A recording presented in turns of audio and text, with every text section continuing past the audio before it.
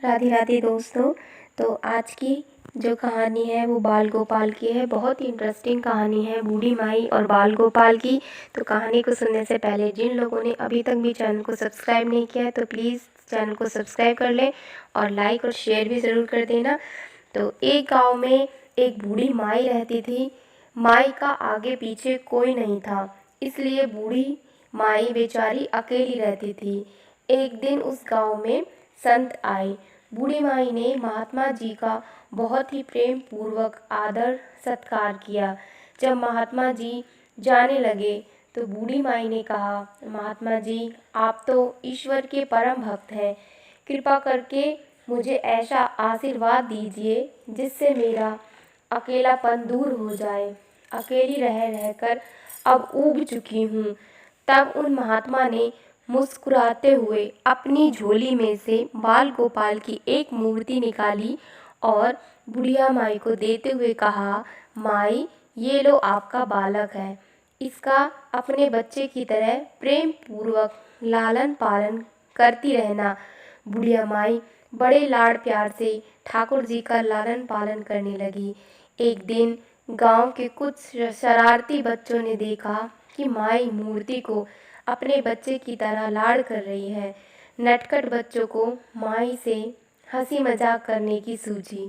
उन्होंने माई से कहा, अरे मैया सुन, आज गांव में जंगल से एक भेड़िया घुस आया है जो छोटे बच्चों को उठाकर ले जाता है और मारकर खा जाता है। तू अपने लाल का ख्याल रखना, कहीं भेड़िया इसे उठाकर न ले जाए। बुढ़िया माई ने अपने बाल गोपाल को उसी समय कुटिया में विराजमान किया और स्वयं लाठी लेकर पहरा लगाने के लिए बैठ गई।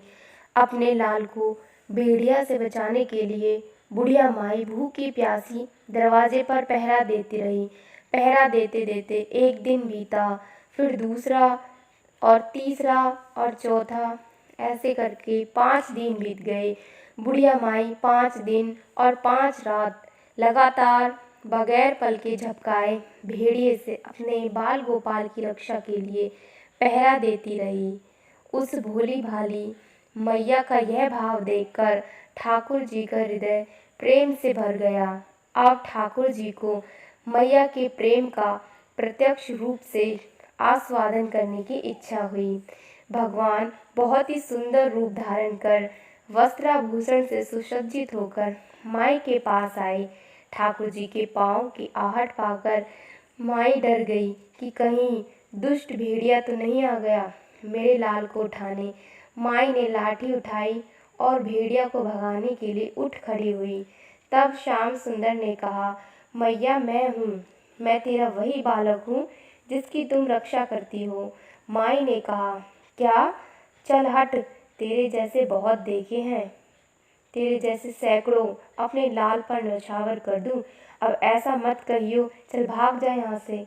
ठाकुर जी की मैया के इस भाव को और एक निष्ठता को देखकर बहुत ही ज़्यादा प्रसन्न हो गए। ठाकुर जी मैया से बोले, अरे मैया मैं त्रिलोकीनाथ भगवान हूँ, मुझसे जो चाहे वर मांग ले, मैं तेरी भक्ति से प्रसन्न हूँ। बुढ़िया बोली, अच्छा आप भगवान हो, मैं आपको 100 प्रणाम करती हूँ। कृपा कर मुझे यह वरदान दीजिए कि मेरे प्राण प्यारे लाल को भेड़िया न ले जाए। अब ठाकुर जी और ज़्यादा प्रसन्न होते हुए बोले, तो चल मैया, मैं तेरे लाल को और तुझे अपने निज धाम लिए चलता हूँ, वहाँ भेड़िए का कोई भय नहीं है। इस तरह प्रभु बुढ़िया माई को अपने निज धाम ले गए। भगवान को पाने का सबसे सरल मार्ग है भगवान को प्रेम करो, निष्काम प्रेम, जैसे बुढ़िया माई ने किया।